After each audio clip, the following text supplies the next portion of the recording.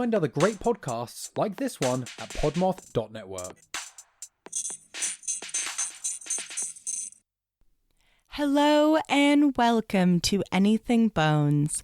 I'm Sophie, Reduce, Reuse, Recycle Schwartz, and this is the show where we talk about bones and bone-related topics. I'm on my own this week because Katelyn's dealing with some family business, but we should be back in business next week, bone business that is, with a fresh new episode. What we've got for you this week is a Bone-anza remix. So I've grabbed some particularly interesting stories from the past few Bone-anzas, put them all together in a big bony smoothie, and served it up to you with some fun little sprinkles of special guests at the end. Guest starring Nick Kruger and Darren Schultz. So I hope you will listen to this Bone-anza remix and that we'll see you back here next week. Enjoy the ep. Welcome to Anything Bones, the podcast where we talk about bones and bone-related topics. Yes, and we've got more bone-related topics than normal today because it is a Bone-anza. I think there's some special music that should play here. Oh, here? Bone-anza. Thank you. Bone-anza. Thank you. Bone-anza. Count it. Bone-anza. Thank you. We're having a Bone-anza. Bone-anza. Thank you. Thank you. Count it. Count it. Bone-anza. Bone-anza. Bone-anza. Bone-anza. So, the long-awaited return of the Bone-anza is here. The last one we did, I believe, was with the boys, Nick and Darren. Yeah, and it was technically clandestine, is what we called it. Part 1 and Part 2. All right, speaking of recently, we're taking it back to 1969 for my first topic. Nice!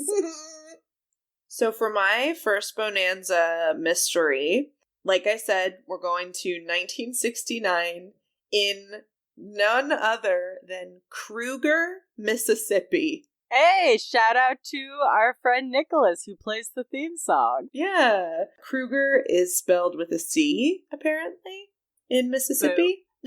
Our friend doesn't spell it with a C. So there are some people, like farmers, that are digging at a place that I shit you not is called Egypt Plantation. What an interesting mix of words. You have Egypt, which makes you go, hey, and then you go plantation, which makes you go, boo. Yeah, it's a double whammy. And it's in Mississippi. A plantation in Mississippi can't be good. Yeah, the vibes were not good there, most likely.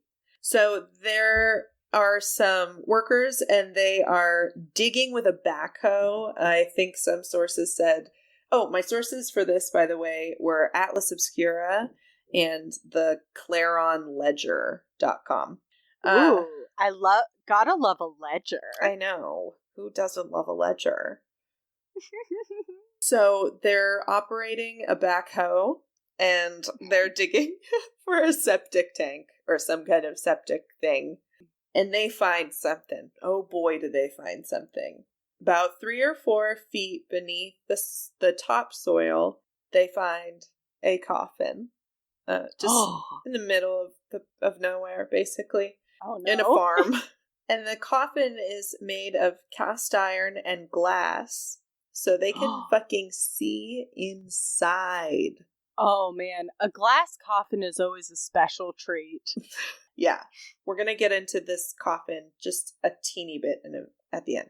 Oh, please. But, so, they can see inside, right? And what they see is a woman in a red velvet dress. She's got white gloves, boots, and she wasn't really as decomposed as, maybe she should have been.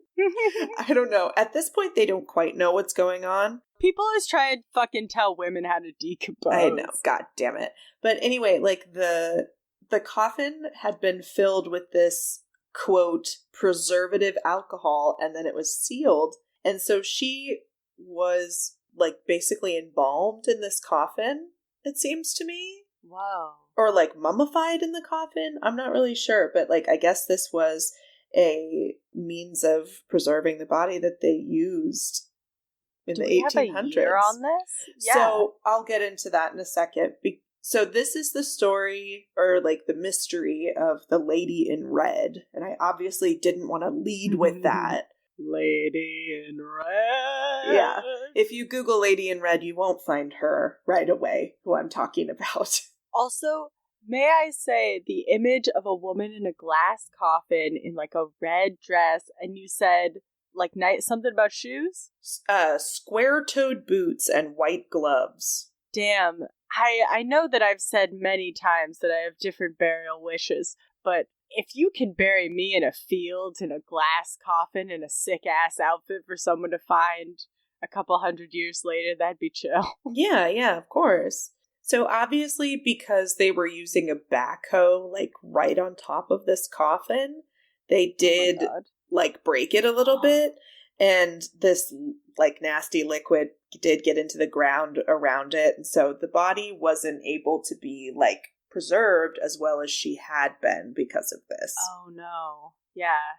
Once you break the seal on these, like, exquisitely preserved bodies, you're on an immediate time clock. Yeah. They didn't really, honestly, they didn't really stand a chance on this one.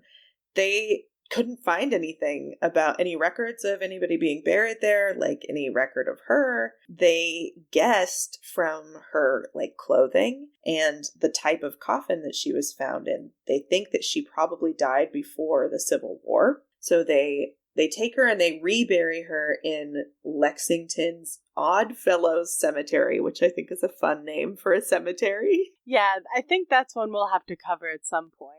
Yeah. And they actually put a marker, and I have a picture of it that I'm going to send to you.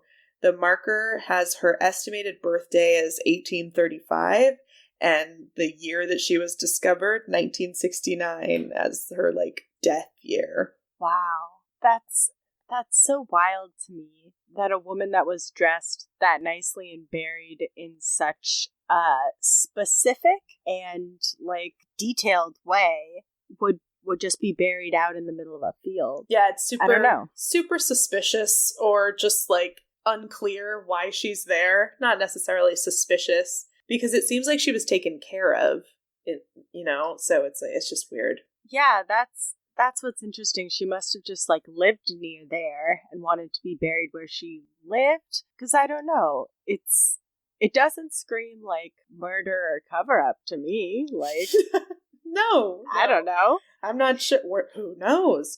So I've sent you the pictures of the tombstone, like, marker, and a picture it's actually from onlyinyourstate.com. Nice. And it's a picture, kind of a drawing of what this type of coffin looks like. Yeah, it looks like a coffin, but almost also like a diving suit between a sarcophagus and, like, an old-fashioned diving suit, because is the part that's like a face panel, that's what's glass? I'm not sure exactly how that all works.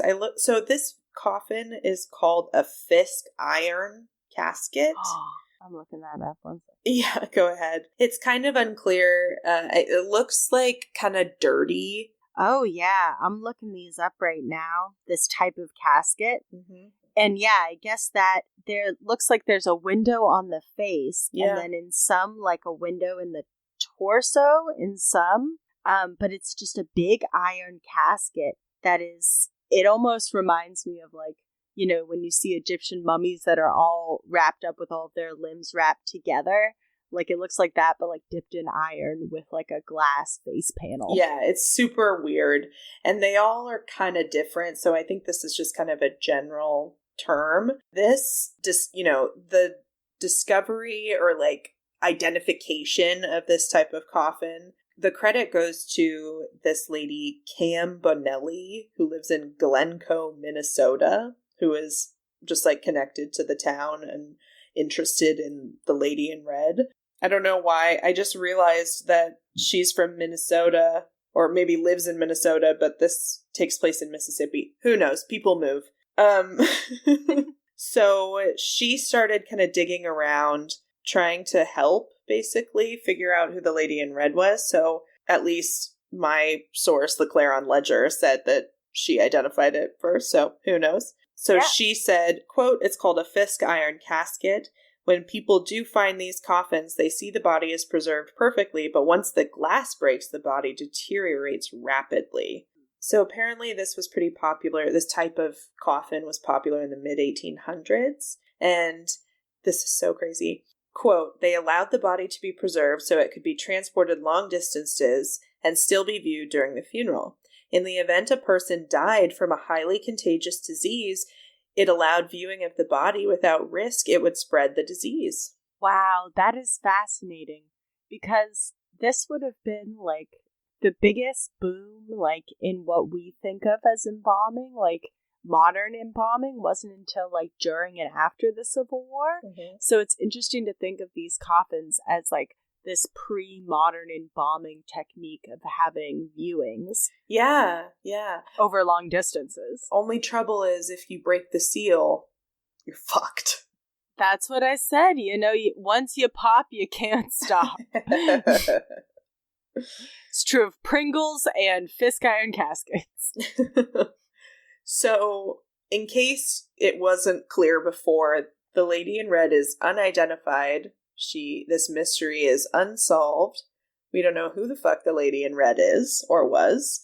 Some people think that she maybe fell off a wagon. Oh. And, like, was just buried as they were passing through, possibly. Which, you know, might explain why there's no record of it. I don't know. Oh, like she's from somewhere else. She was just traveling through this area, fell off a wagon, died? And they happened to have a Fisk iron casket ready to go. Well, Katelyn, I never go anywhere without one, to be honest.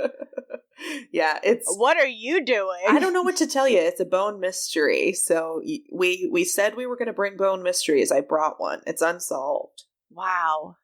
I love that. That's so fascinating. Yeah. Oh, sorry. The other, one more thing. The other kind of prediction, or no, what's the word? The other kind of theory about what may have happened. Some people think she was a passenger on a boat and died traveling on the nearby Yazoo River. And Yazoo is a really fun word to say. Yazoo. Yazoo. Yazoo. Yeah. I love that. So yeah, that's the lady in red in Mississippi. Yeah, wow. I guess, you know, back in the old days, if you died while traveling and you were alone, you might become lost to time. Well, she can't have been alone. How did she get in the casket and in the ground? Well, then, but wouldn't someone have written something? Been like, buried my sister-in-law in a red dress in a coffin out in the old field, or like Apparently was driving a lady to a city one day. Like, that's the thing that like cracks these type of things. It's like finding somebody's old ass journal that was like, today I saw them burying a lady out in the middle of the field, and then I bought some apples.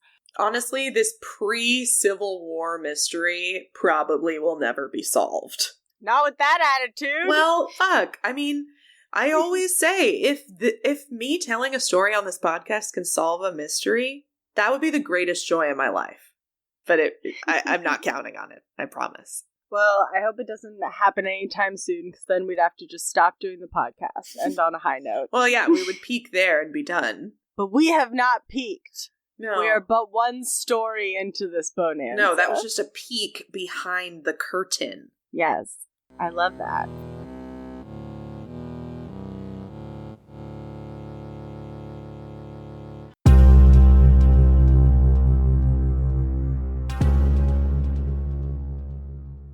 We are the Brutal, Bizarre, and Boozy podcast. I'm Declan, the son. And I'm Jane, the mom. This is the podcast where we talk about brutal crimes like serial killers and the random one-off murder. We will tell you about bizarre occurrences like alien abductions and monsters in the dark. And we just might get you drunk with cocktails themed around one of our stories. At the very end of every show, we like to lighten things up and cleanse the palate from the tragic and terrifying stories. So we end our time with a chaser. You might get to hear crazy stories about our pets or just silly movie recommendations. Give us a listen. We are the Brutal, Bizarre, and Boozy podcast.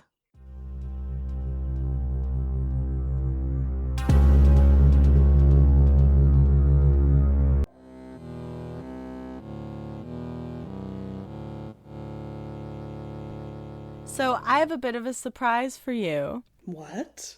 You were lamenting to me that we would not have a Bone-anza this month. That's right. Well, you're wrong. Because I have brought you a mini queer archaeology Bone-anza. I love it. I love you. I can't wait. Hit the music. Bone-anza. Thank you. Bone-anza. Thank you. Bone-anza. Count it. Bone-anza. Thank you. Bone-anza. Okay, so I told you that I really was interested in queer archaeology because, you know, archaeologists tend to interpret things through the lens is their lived experience. So, you know, elements of queerness are not always represented in archaeology because that's not the archaeologist's experience. I was looking at an article on the Museum of London Archaeology blog. They have a blog. Who doesn't? Yeah, check out our website. Yeah, that's kind of a blog. Yeah, but this article, this blog post was written by Cecilia Levernato Francis, and the title is Queering the Archaeological Record, Gender Identities in 5th through 7th Century Burial. Ooh. Yeah, so I thought that was really interesting. And then my source for this tiny section is that blog post, which I'll have the link to. Caitlin will put on the sources. Hey, future Sophie here. I just wanted to, before we get into this section, I wanted to make a couple distinctions on the topics of sex and gender. Sex usually refers to physical characteristics between people who are male, female, or intersex. These are characteristics that are based on physiological characteristics, and this can be the same or completely different than a person's gender, which is how they identify. And gender identities are broad and are not confined within just male or female and can change within a person's life.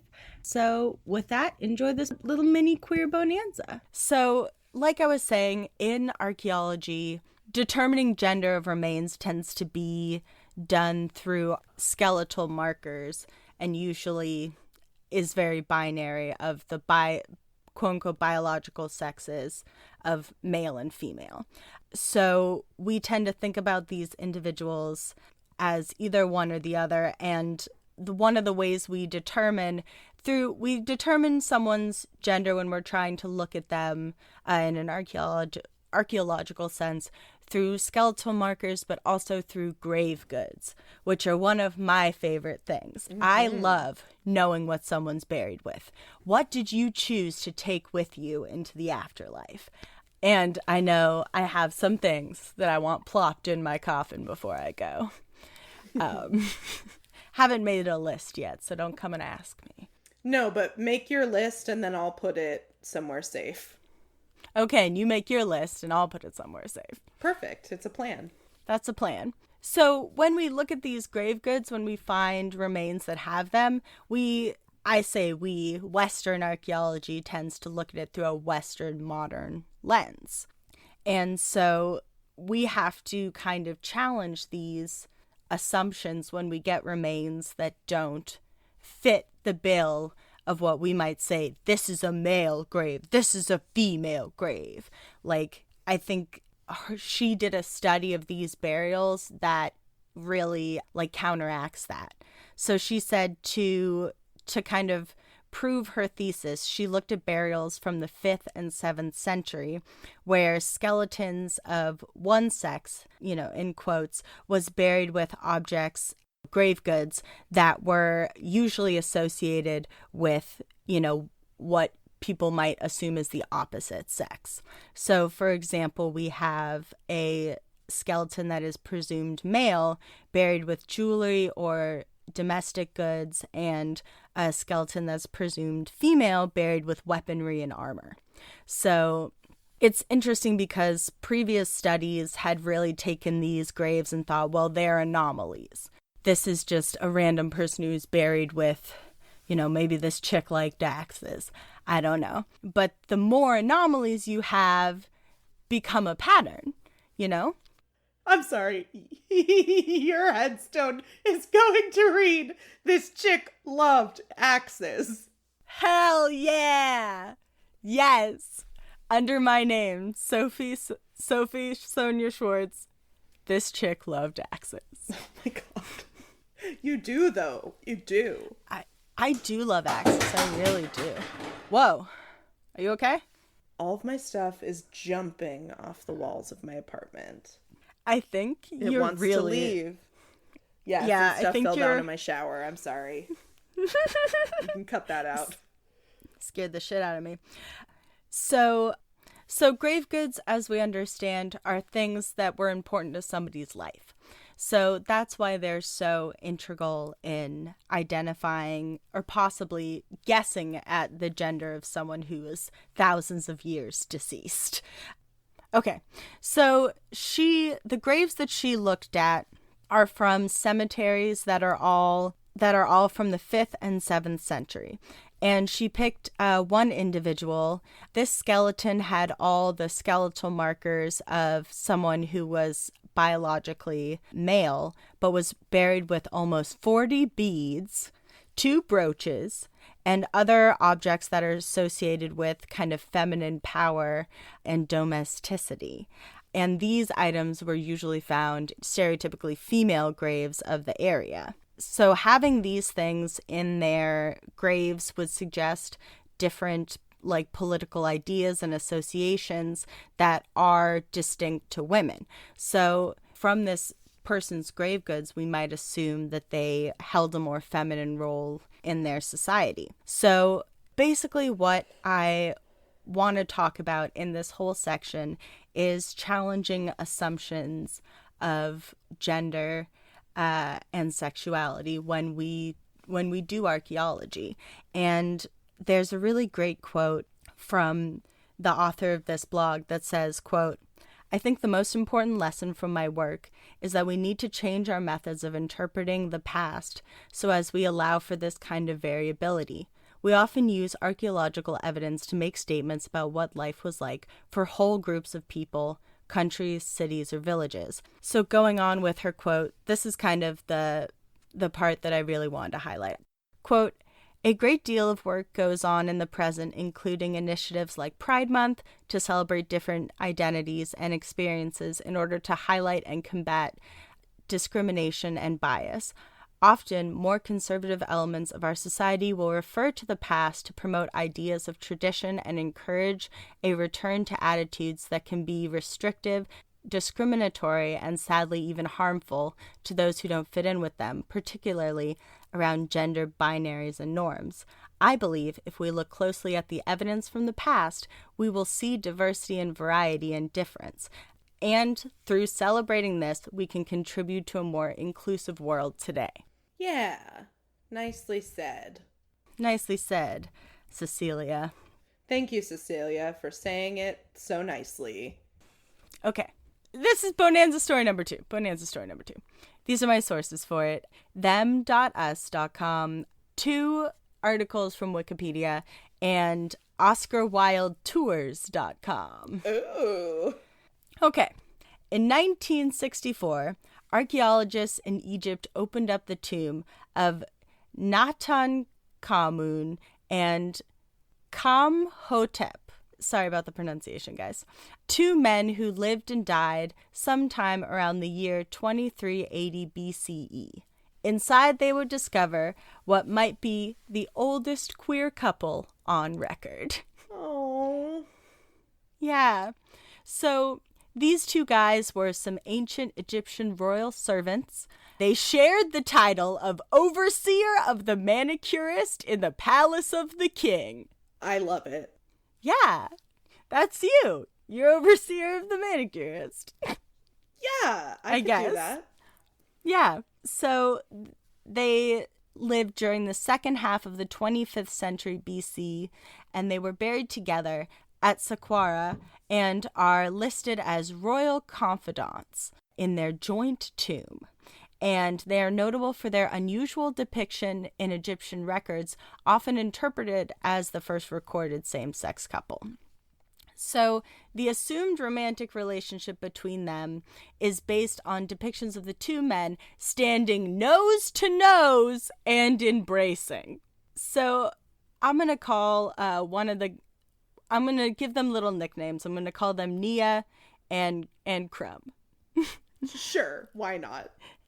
Okay, so Nia's wife is depicted in a banquet scene, but is almost completely erased, and in other pictures of Kamhotep occupies the position for a wife. So in other pictures with the two guys, one guy is kind of in the husband's position, and the other guy is painted where the wife usually would be. Cool. Yeah. So critics like to argue that the men appear with their wives and their children, and that people think that they are brothers or twins rather than lovers. But I would love to point out that, because gay people never married, straight people in throughout all time. That's never happened. Right, Sophie, that's never happened. It's never happened. Only straights marry straights for straight reasons. And not to cover up gayness in a time where maybe it was not accepted or the norm. Anyway, so the tomb of these guys was discovered by Egyptologist Ahmed Musa in the necropolis Saqqara in Egypt in 1964. So it's the only tomb in the necropolis where there are men displayed embracing and holding hands. And in addition, their chosen names, like the names that they created for themselves. The first name, Nia Kahamun, means life belongs to Khnum, and Khnumhotep means Khnum is satisfied. So they basically, one guy's name is like, my life belongs to this guy, and the other guy's name is, I'm chill with that. And they wouldn't be brothers. No. They're not. I don't think they're brothers. They're not brothers. I don't think they're brothers. I don't kiss my brother. No. I don't know about you. No. There's not a lot of pictures of me kissing my brother on the mouth. No, I don't tend to kiss my brother on the mouth. Because in this tomb, they're depicted as, like, kissing and, like, holding hands and, like, hanging out and standing very close to each other. And their wives and children are also there, but, like, they're, like, in the background. And there aren't any depictions of them kissing their wives. I was wondering about that. Like, was it allowed? Were people okay with it? Like, what was the deal? Well, here's the thing. I kind of looked into this a little bit. There are several instances of homosexuality that are kind of in the Egyptian canon.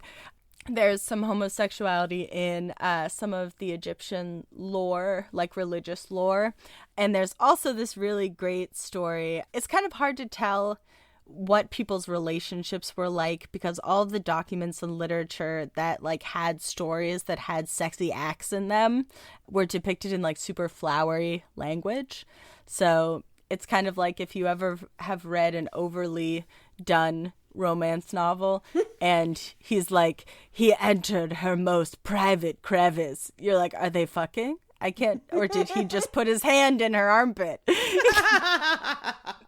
Because that's one of my most private crevices. I don't want anyone there. That's shocking. It is. It is shocking. But so there's this story of this king. I keep reading it in my head as King Pepsi. But it's spelled P-E-P-I. But my brain wants to put an S in there. P-P is what I hear. King Pepsi. I think both are wrong. King Peppy? Sure. We're 5 years old. Is it King Pepsi or Pee-Pee. PP? Like, what the fuck? Yeah, I might as well just call him King Penis. We're just gonna... I mean, if you want to Just be an do adult that. about it. I mean, yeah. No, I apologize to the Egyptian people. As do I. So, King Pepi and his general Sassanet, there's this book that tells the story of a bunch of different kings, but there's a chapter in which King Pepe the second, he's the second. There's King Pepsi the first. Oh, no. So he visits his general, Sassanet. He visits him to have passionate discussions. There's one phrase that people are super obsessed with this king and this general, and the text says, quote, "His Majesty went to Sansonet's house and did to him what His Majesty desired." Okay. Yeah, we all know what that means, right? He's doing what he desires, yeah. People think that this is definitely an allusion to them having kind of late night rendezvous to, like, both talk about, like, you know, king and general stuff, but also to, like, have sex and hang out. And some people who would put the kibosh on this say that it's an allusion to a religious text in which the sun god Ra visits the undergod Osiris during the middle 4 hours of the night. Thus, King Pepe II would be taking the role of Ra, and Sassanet would be Osiris, and the phrase "doing what one desires" would be, like, just going to visit him.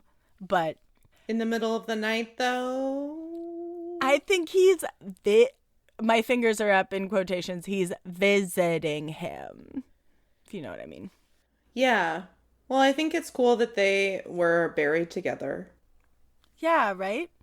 And that the artist made a rendition of them kissing on the mouth. That seems like it could be progressive. I don't know. I mean, it's not, like, graphic. Like, there's no tongue. Yeah. Because it's, like, 2D flat Egyptian, like, art on a wall. But it's Is hot. there tongue? No, unfortunately. I thought you'd like that more. You were, like, disgusted by me. No, I was sad. I was sad because okay. there wasn't any tongue. Oh, okay, okay. But kind of connected, I found a second story about sexy gay generals. Nice. That's bone related. Pierre Augereau and Louise Lemonet. They were two of Napoleon's generals. I was gonna say, that sounds French. Yeah, bitch. They were two of Napoleon's generals, and they're buried together. And there's an inscription on their grave that reads, "Death separated them, now death reunites them." Oh. Aww. Wow. Which is, like, really romantic. And it's, like, not entirely known whether or not they were a couple, because one of them got married twice, but he's not buried with his wife. Either of them. He's buried with this guy. Yeah. And the other guy, he never married and died when he was 85. And it's hard to kind of know whether or not they could be just best friends. But I think that sounds pretty, sounds romantic. Sounds like they were maybe a couple. I hope so. Yeah, me too. Although for those, I do have to say, those poor wives. Like, I'm sorry, that sucks. That's the end of it. That's, like, shitty. But, I mean, one can only hope that they had their own side pieces. That's what I'm gonna think and hope it's true. Yeah, that's what I would like to think, is that they are also gay and Good. are off doing their own thing. Hey, it's Pride Month. We get to think whatever we want. Yeah, exactly. Do whatever we want. All right, let's have another story. Let's hop over to ancient Iran, just for fun. What do you think? Yeah. All right. So my sources for this were an article from Haaretz and an article from Wikipedia. So this is about an ancient civilization in Iran that recognized a third gender consistently in their society. Nice. Cool. Yeah. So there's a civilization in Persia that may have embraced diversity of gender by recognizing its existence through burial, which we love. We love burial. So this theory is kind of based on a study of this archaeological site, Hassanlu, which is a pretty famous historical site that we'll get into a little later in this story. But just for now, Hassanlu is a low-lying mound close to Iran's border with Turkey and Iraq and was excavated extensively by the University of Pennsylvania in like the 1940s and 50s. But now we've got this new study being done that really shakes up assumptions made by archaeologists about the sex and gender of some of these remains. And this also kind of highlights how many non-Western societies, both in like the past and present, have a non-binary view of gender. So human remains were found in this archaeological dig, and researchers assigned them, either this is all covered in air quotes, biologically female or biologically male, and based on the morphology of their skeleton or by grave goods, kind of like we talked about at the top. And Megan Cifarelli is an art historian from Manhattanville College, and she is kind of integral in this study. And she said that, quote, embedded in the use of predetermined categories is the assumption that being male or female meant the same thing a long time ago as it does today. I think that's a really interesting thought, that even these quote, these binaries of male and female are not, as clear cut as we would see them in the modern world, So her goal was to eliminate this kind of modern bias by taking artifacts found at these 51 tombs that they uncovered in Hassanlu. They're grouping the objects that appear more frequently together and trying to figure out what that could mean. So they're not basing it on like, these are male, these are female. They're going, okay, these objects appear together, that's a group. These objects appear together, that's a group. Does that make sense? I think so, yeah. Cifarelli presented her results at the annual meeting of the American Schools of I don't love this. The American Schools of Oriental Research. Just change that. I hope in Denver. I don't think you're supposed to say Oriental. Like, I don't think that's I don't nice think at so all. either. Yeah, I think that's an antiquated phrase. Well, yeah, I mean, I guess you could use it, but it's been twisted and taken over by racists. Yeah, they should change that. Yeah, okay, we're agreed. Anyway, so one cluster of artifacts that appears together includes needles, garment pins, jewelry, and was associated and tended to be found in graves associated with stereotypically, quote-unquote, biologically female skeletons. Another cluster was objects like metal vessels, weapons, and armor, which tended to be found in the graves of skeletons that bear biologically male markers. But there was another cluster of items. There was another, section of skeletons that contained both of these items, like both kinds of these items. Okay. Male and like female, to use their quote, terminology. Yeah. Items. Exactly. There was a tomb that had a male bone marker skeleton in it that had an arrowhead, but also a garment pin, which is a item that was held in this society as being very feminine. So very interesting. And this group made up about 20% of the graves. This group that had mixed artifacts. Cool. Yeah, I love this. Another one had a blade, a metal drinking cup, also a garment pin, and a needle. Also, these remains wore feminine dress. So they had, some badass weapons, and they were looking hella cute in a nice dress. Yeah, that's sick. Yeah, and it's great because this particular skeleton does not have a pelvis, so we don't know. Without the pelvis, you can tell from the skull, but the pelvis is kind of the most important bit. But there's a large amount of these graves where they have been disturbed in some way, so some of the bones are missing.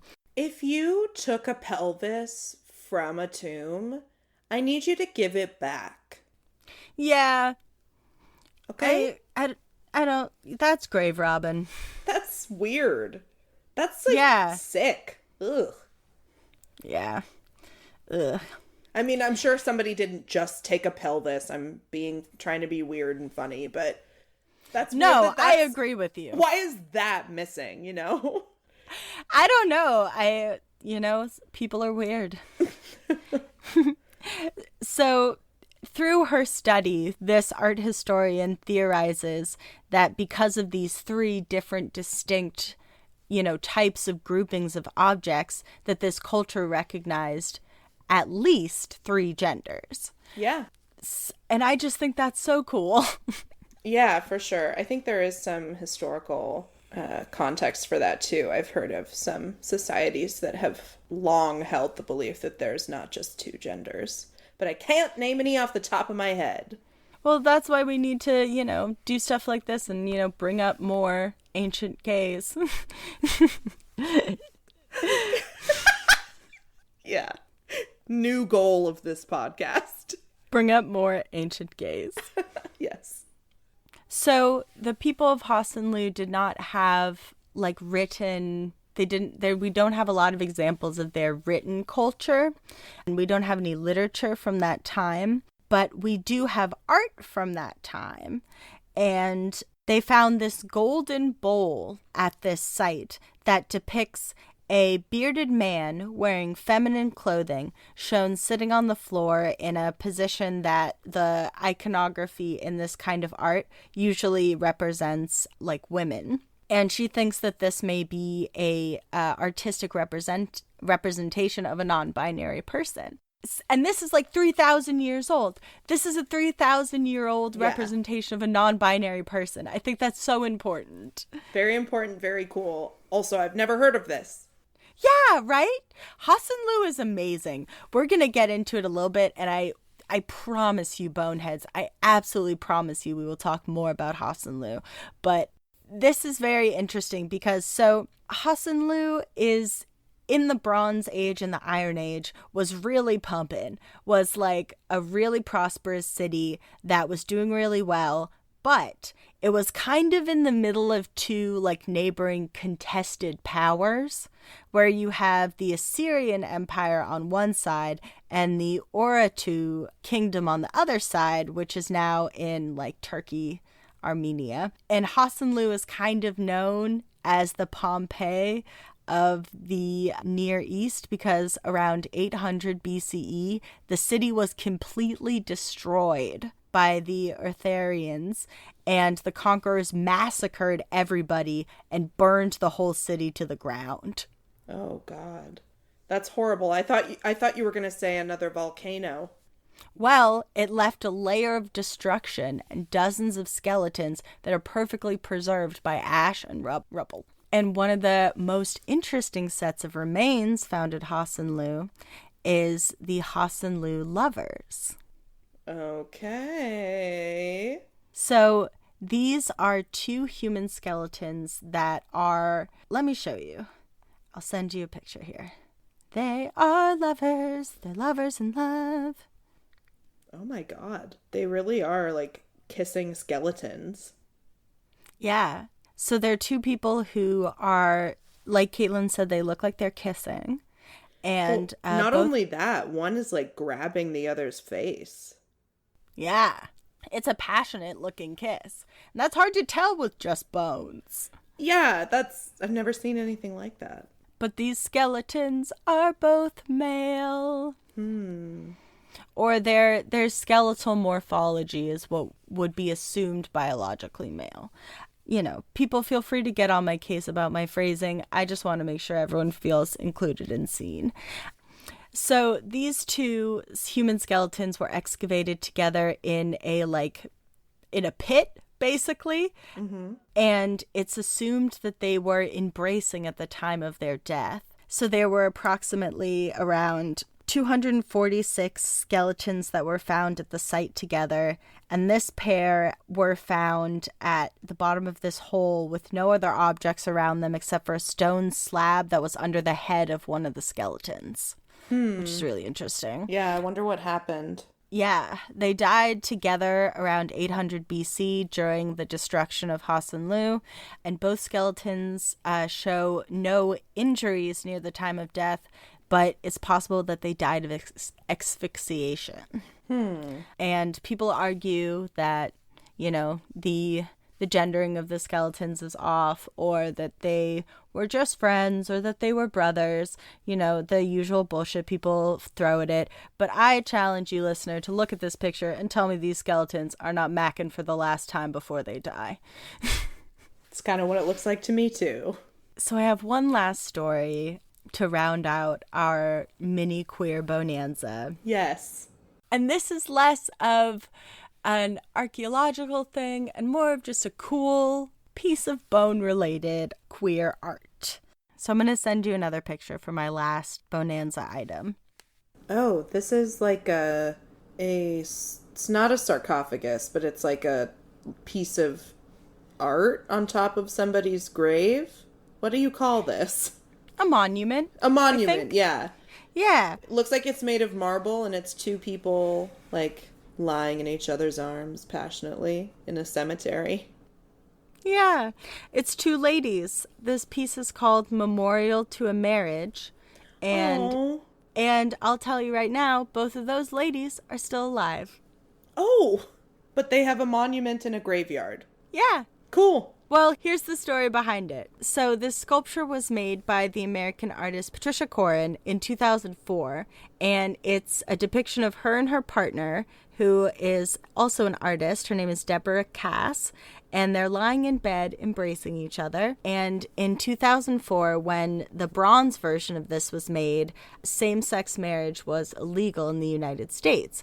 And at the time, the only way that the two artists' relationship would be seen as legal or recognized was through documents such as wills and healthcare provisions that would only be enacted at the time of either of their deaths. Oh, whoa. So their relationship, before the legalization of gay marriage, their relationship would only be recognized through their deaths. So they made art about that. Yeah, they certainly Wow. did. So Memorial to a Marriage was for Cronin's personal burial plot in Woodlawn Cemetery in the Bronx. So for the moment, it is in the originals in Woodlawn Cemetery, but it has been, other copies of it have been made and put into exhibition all around the world. And in one exhibition, the artist said, quote, "The statue addresses issues of lesbian invisibility, gay marriage, love and loss, power and status. In this sculpture, I choose a nationalist form, 19th century American neoclassic sculpture, to address what I consider a federal failure. In death, I will make official my marriage, which is not legal when we are alive." Oh my god, am I spoiling anything? Please tell me they got married. On the 24th of July, 2011, same-sex marriage was legalized in the state of New York, and they were married on the same day. Yes! Oh, I'm so excited. Oh, thank God. Mm-hmm. Today, the sculpture is the first and only marriage equality monument in the world, and you can go and see it free of charge in the Woodlawn Cemetery. So Cronin granted permission for Memorial to Marriage to be featured as part of a Glasgow Museum's new online school topic, LGBTQ plus histories and experiences.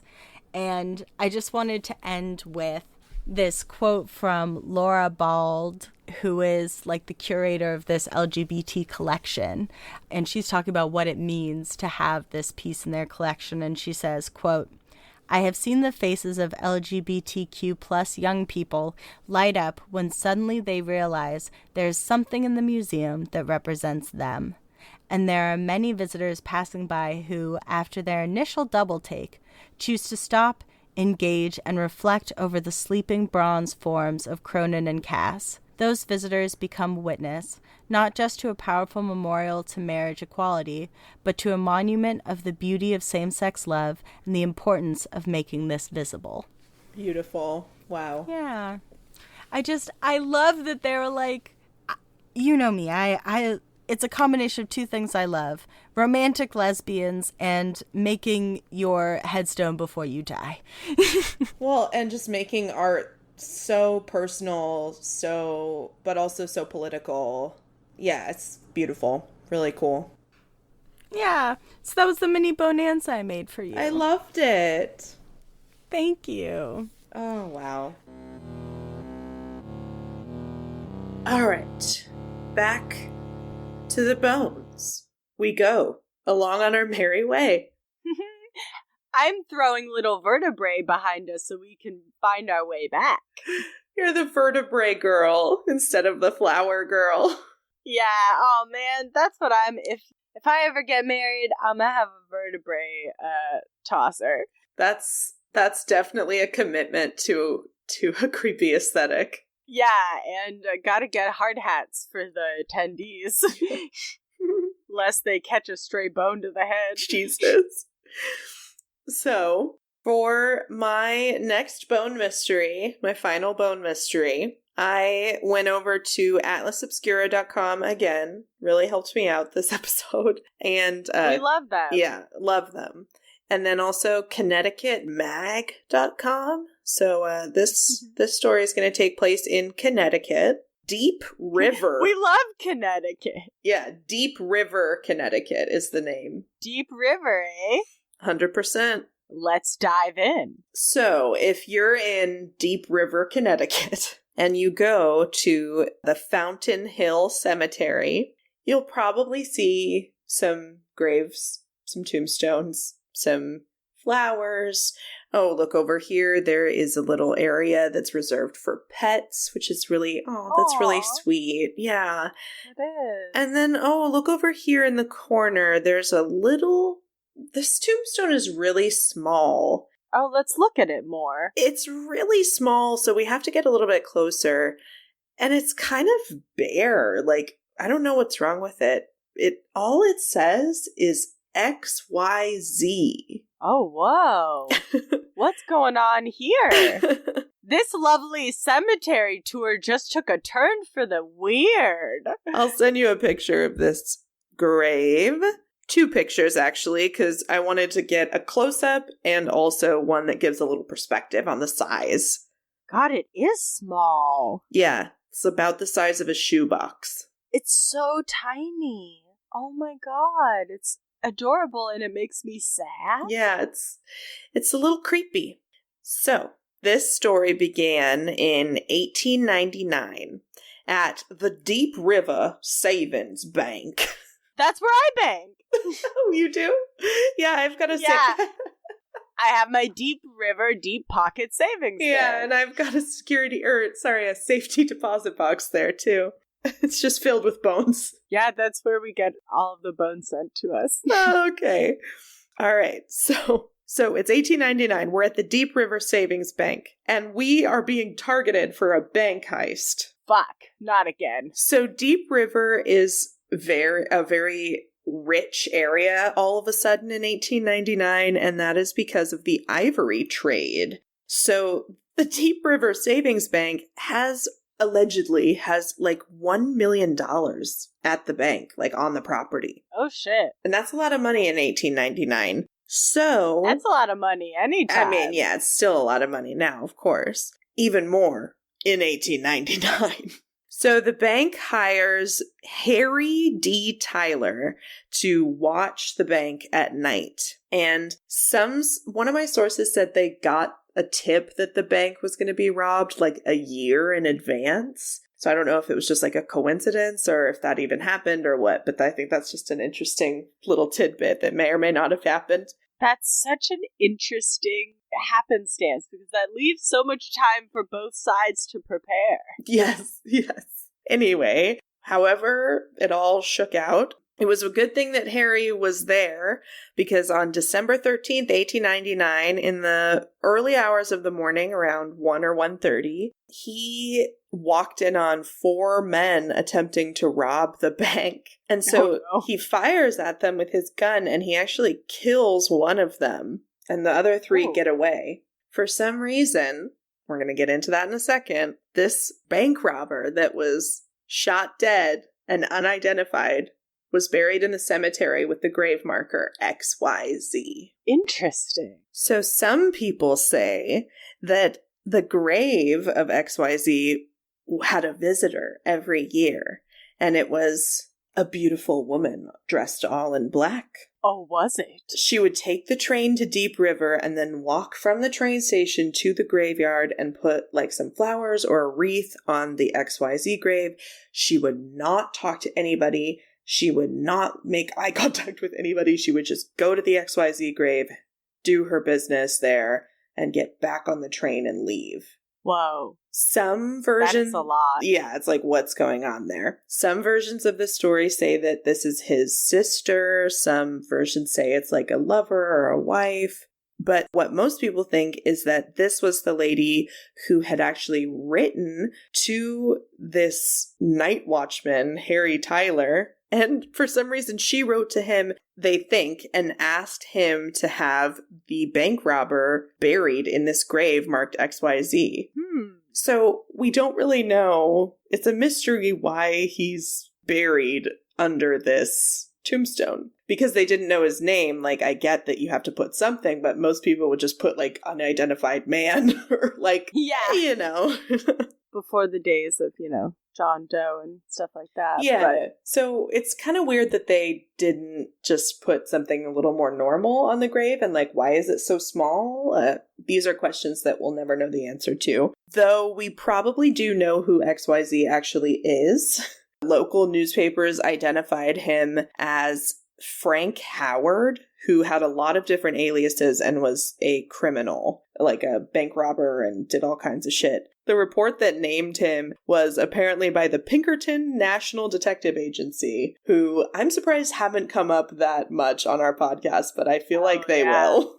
Oh, the Pinkertons. The Pinkertons also said that they knew who the 3 accomplices were, but they couldn't, like, do anything about it because there wasn't any evidence. Okay. Whatever. Sure. So this was like a blip on the radar for this XYZ grave story because the town just basically was like, no, we want it to be a mystery. Though the Pinkertons have named XYZ, the town would rather just have it be a local legend. And so they have replaced his grave marker twice to still say XYZ, like, which is just like so crazy because they have identified him. So yeah. And the grave does continue to just create local folklore, and people just are interested in it and want to come to it. Right now, people mostly leave coins on the grave and like little trinkets, so you can kind of see them in the pictures that I sent to you and that I'm going to post. In the 90s, apparently, kids would go to the grave and people claimed to see a woman in black,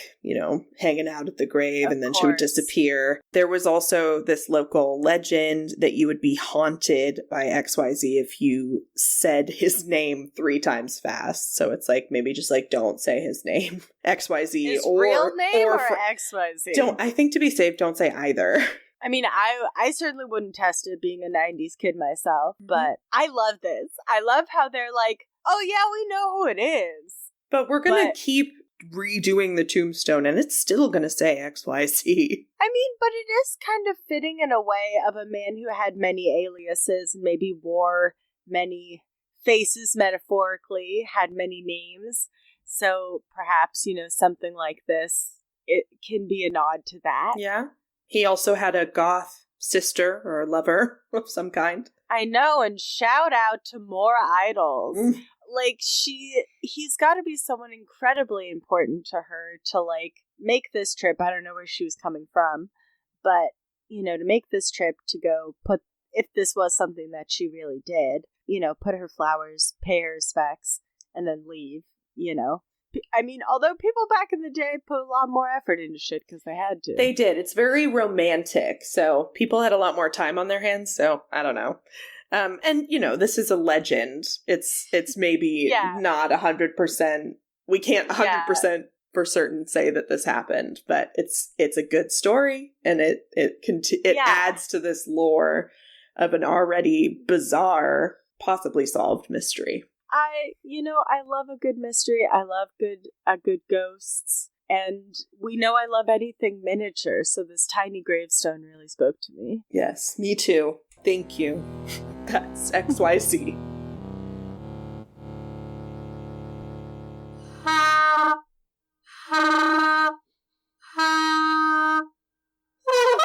We should continue on our secret underground if you go under the cellar and put the key inside the dragon's mouth and then crawl through the wet cave Bone-anza.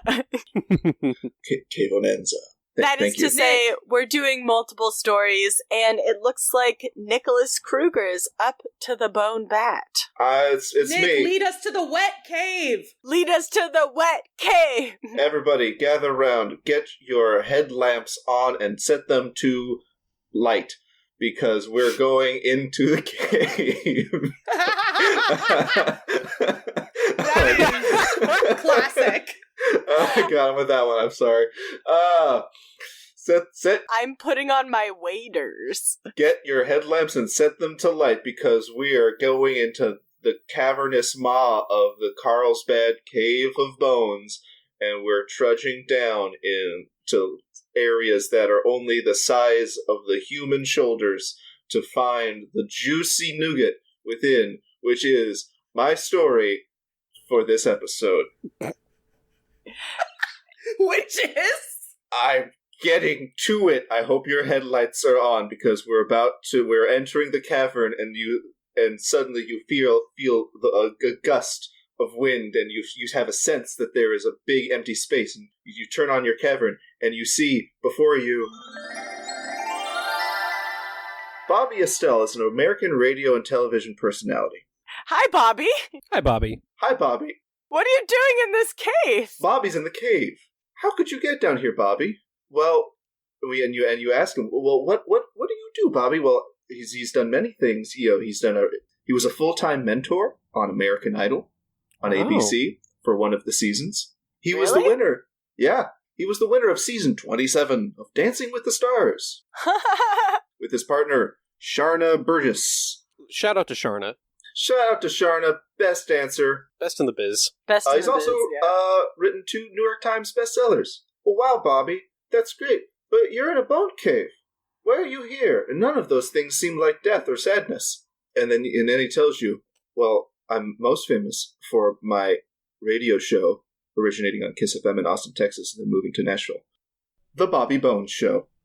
Oh my god. Count it. Yes, that gets a ding. This man, Bobby Estelle, is, of course, alias as Bobby Bones. Bobby Bones. Oh my god. And this Bobby Bones, you may ask, well, why is him so special? Bobby Bones was issued a $1 million fine from the FCC. Whoa. For what? Well, you're going to get into it. We're going to get to it. We're going to slow walk it. There's more caverns here. It's a story. Ever heard of it? It's a damn story. No, just tell me the interesting shit up front. Well, why do we call it Bones? Everyone's asking in unison in this cave, and it's echoing off the walls and overlapping. Guys, it's really loud in here. We're going to have to take turns. Yeah, Sophie, please. can you throw an echo on this? Yes. Why are they calling it Bones? Darren is in the way back. Darren, get back in here. We're talking to Bobby. So here's the thing. Bobby actually has like a really impressive, like beautiful sort of story. He sort of comes from poverty, and his dad left the picture when he was still very young, and he was a very scrappy dude, and was always sort of had these dreams of making something of himself. But when he was in college, he went to work for a radio station at KLAZ, Hot Springs, Arkansas. He was put on the air within a few days of being hired because he's just a personal guy, and the manager gave him the choice of going on the air as either Bobby Z or Bobby Bones. And which one do you think he chose, everybody? What do you think it was? Bones? Bones. Think it was Bones? Was it Bobby Bones? You better believe it was Bones. And Bobby Bones was born. Bobby Bones was born in that moment, and the beautiful, shining, shimmering light shone down from the heavens. onto a new radio baby boy named Bobby Bones. Baby boy Bobby Bones. Bobby Baby Bones boy is Bobby a Bones. great DJ name, though. Like, I just love the idea of him being like, hey, everybody, it's Bobby Bones. And Bobby Bones isn't alone on his amazing show. He has his two co-hosts, Amy and Lunchbox. Pardon? Sorry. Oh, his co-hosts? Oh, they're back there. They're back there in the back of the game. Oh, it's Amy. Okay, yeah. Hi, Amy. Hi, Amy. And it's Lunchbox. Hi, Lunchbox. Yeah, go on. Yeah, Lunchbox. They're both lovely people. Lunchbox is sort of kind of like a country yokel type, I would have to say. I watched a great video of him going up to people when the Popeye's chicken sandwich was new, interviewing them. They also did a great bit where they held up difficult to pronounce things and he had to pronounce them, and he screwed up acai so fucking bad, you guys. He's such an idiot. He didn't even know how to say it. What a rube. He's a damn country rube. Yep. And Amy, I'm sure lots of people know how to pronounce that. And definitely didn't mispronounce he's it the first such time. a big goofy boy, and his name is Lunchbox, and he's crazy. He's such a funny guy. And Amy, her role is woman. You know, so often is the case. But she has a name, so that's something. Her name is Amy. I saw there was a lovely clip of her where one of the other people on the show's TV had broken, and she went out to go hit it with a sledgehammer, and she did. And that's good radio. And that was good radio, baby. She hit it with a sledgehammer? She hit the TV and it was with already a sledgehammer. broken? It was already broken. Okay. So, just for the sound of that? This is radio. So. And then she was hitting. I was in the video. She was like, there was like a big, like broken down pallet that was next to it. She kept hitting the pallet. Like maybe, I guess, for the sound. Well, maybe she needed to get out some frustrations. I mean, clearly, because when you are a woman, she's being underused and undervalued on this show because that's kind of her whole deal. She is woman. Hear her smash a TV. I mean, I don't know. I'm sorry. Lunchbox is a talking person. Lunchbox is a huge. He's a talking lunchbox. Lunchbox is a talking lunch. Well, I mean, it's the radio, so you can be whatever you want, really. Yeah, I guess. But Lunchbox is a human being person. That's just like Lunchbox a is a nickname human or being something. person. Mm-hmm. Okay. That's his nickname. Bobby Bones and Lunchbox. Bobby Bones, Lunchbox, and Amy in the morning. They couldn't have given her a fun name. Like, No, she couldn't have been like He's Amy. like Amy the Ace, or like Amy in the Morning, or like Amy's Spicy Amy, or I don't know. They could have, from the mind of Bobby Bones, they could have found something better than Amy. I wish Amy the best out there. If she's listening, and God, I hope you're not. I hope you're doing just the best, and you're dealing with that Bobby Bones and the Lunchbox as well as you can. Crew. The Lunchbox crew. Bobby Bones and the Lunchbox 5. The Lunchbox crew is, of course, we would like to see. We'd like to know them. So I know you're asking, well, what's the big deal? Well, Bobby Bones did a big old goof him up, and he was fined by the FCC $1 million. Oh boy. I bet you're going to tell us how. I bet I'm going to tell you how. And guess what? Guess how much they fined CBS for the Super Bowl nip slip? So the FCC fined the Super Bowl after the Janet Jackson. Yeah, the FCC did a fine on that because the FCC says no boobs on TV, no thank you. I'm gonna guess $350K. Darren says $350. I'll say I'll say $50K. Caitlin, how much? $1. $1. Oh, she's prices writing. She's prices writing us. Well, here's the thing. I think Darren actually won. They fined CBS $550,000. Damn. Okay. So, but they fined Bobby for his big bony screw up almost twice as much. Yeah. Shit. They fined the Super Bowl. What happened? They fined the Super Bowl, and so I know. Bet you're asking, did Bobby show both of his boobs on the radio? Both of those Bobby Bones. Both of those Bobby Booby Bones. He whipped out his Bobby Bone. He didn't really, on the radio. Yeah. He didn't even whip it out on the radio. No, that's not what happened. What happened was he was having a good old time with his good boy Lunchbox and Amy. They were joking about the 2014 World Series. At the time, the emergency alert system had gone on during the World Series and sort of interrupted the game. And so they were joking about it. And he played a clip from the emergency alert system, EAS. Oh, no. And here's the thing. The emergency alert system is a fancy thing. And when he played that, he's on his syndicated radio show. It said a chain reaction. Oh, God. Setting off the emergency alert system in 70 other radio stations. Oh, no. Oh, no. Creating a massive false alarm across the United States. Oh, That's Bobby. insane. Bobby, no. They shouldn't have put him on the radio so soon in college, because that's the kind of thing you learn in radio school in college. You would have thought that, like, anyone would have said, hey, let's not play the thing. Because so that got me thinking, like, how does that work? It's like he plays a noise, he plays a clip on the radio, and it fucks everything up, and the FCC says $1 million. But there's a bunch of these different kind of emergency alert systems, like, around the world. Like, we talked about one for when the Queen dies. London Bridge has fallen. Yeah, exactly. And you're right, like, there should be a bunch of steps, maybe, like, between that. So I did a little bit of research on, like, how the emergency broadcast system works, because how did Mr. Bones screw it up so bad? Yeah, how did he crack the code? Bobby Bones cracked the code and scared 1 billion people. I want to get off Mr. Bones' wild ride. Can't do Oh. Yeah. How much of a pants-shitting moment is that if you just tuned in? Right? So here's the thing. So back in the day, so there's actually this happened back in 1971 when I think it was like somebody at like a main like emergency like alert system accidentally pressed like emergency. But the thing is, like, it went out to all the station managers, and the station manager was like, "What?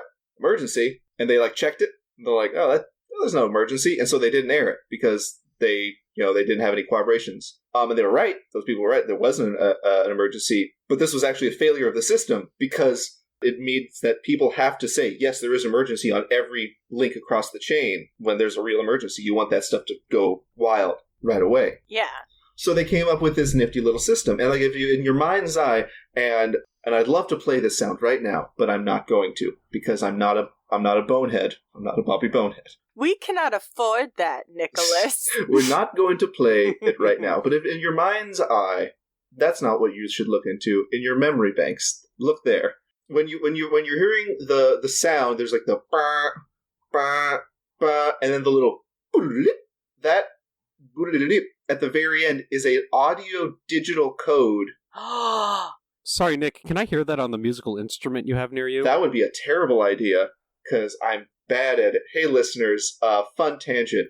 For my Christmas gift, I was given a Yamaha Vinova, which, if you don't know, is a recorder that sounds like a saxophone. There will be a picture on the Instagram. Picture on the Instagram, of course.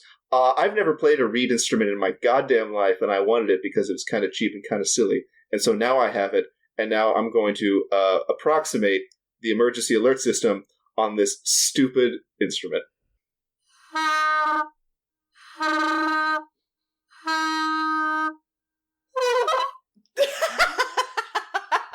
That was pretty good. Amazing. Yeah, I feel like I have a better sense of it now. I'm a virtuoso, thank you for noticing. So that sound goes out, and that is a digital audio code that radio stations have receivers that listen for it. And if they receive that code, then they automatically relay it out and play the message. Wow. So that anyone can go, it's in Texas and there's a big emergency in Texas. They can put that out and it spreads like wildfire across the emergency management system. So this is used in the radio. Is it separate for the TV? Because I feel like I've seen that come across like the news before. Yeah, I think it's the same tone. I imagine like maybe there's a different thing for the TV, but I mean, I think the tone is the same, and that sort of digital signal, like as if it's broadcast to another station that picks it up, and then that sort of okay, yeah, similar initiates. idea. Yeah, they call them zombie alerts because they're not really alerts, which is kind of funny. Because they're kind of these, like, latent codes, kind of? Yeah, well, because they're like, there's no actual emergency behind it, but it's just this sort of, like, husk of an emergency code that sort of gets out there and just freaks people out. Yeah, so he went and he did a big goof 'em up, and he caused a lot of people to be very scared. And here's the thing, the FCC doesn't take kindly to people messing around with the emergency alert system. Yeah, I mean, we have it for a reason. It's actually, the interesting thing is he's not the only person who has done this. There's been a few other cases where it's happened, where in the trailer to, I think it was Olympus Has Fallen, they do a fake emergency management system, and that went haywire and screwed a bunch of stuff up. Oh my god. They were too authentic. No, Olympus Has Fallen. Wow. Gerard Butler almost made as big a boner as Bobby Bones. Oh my god. Of course, my sources were comlawcenter.com and Wikipedia. Yeah, just next time you are hosting a syndicated radio program and deciding to make fun of an emergency system, use a stupid wind instrument and don't play the clip exactly as it was played. Yeah, that's fascinating. Wow. I've never really thought about what those little beep boops meant. Wow. I always, whenever I heard them, I was always in the back of my mind like, why does it sound like that? And who knew that when I was looking for a topic for this and searching who's has bones in their name, that I would come across the reasoning for why those little beeps and bloops happen in scary moments. Thank you, and thank you, Bobby Bones, for your big goof. Thank you, Bobby. Truly inspiring story. Nothing against you, but boy, you messed it up big time there, buddy. Darren, does your time as a radio host have any bearing on this story? Like, you mean those 3 years that I had my own weekly radio show in Cordova, Alaska, called Friday Night Live? Oh my god! From the ages of about 10 to 13 or 14. Did you have a radio name? No, I was just... You know what? I did actually. It was... I think I called myself, and this is gonna make... I'm just gonna say it. DJ French Toast. DJ French Toast! Yeah! That's very good. DJ I have not French thought Toast. about that, but that is... I am almost certain I introduced myself as that at least once. DJ French Toast, DJ French Toast, DJ French Toast in the morning, Cordova, Alaska. Fish. Well, what's funny, so there are 2 radio stations in this town run by the same guy out of his house. And the one I was broadcasting on was KCDV, which CDV is Cordova for short. And the other one was the AM station called KLAM, The Clam. The Clam!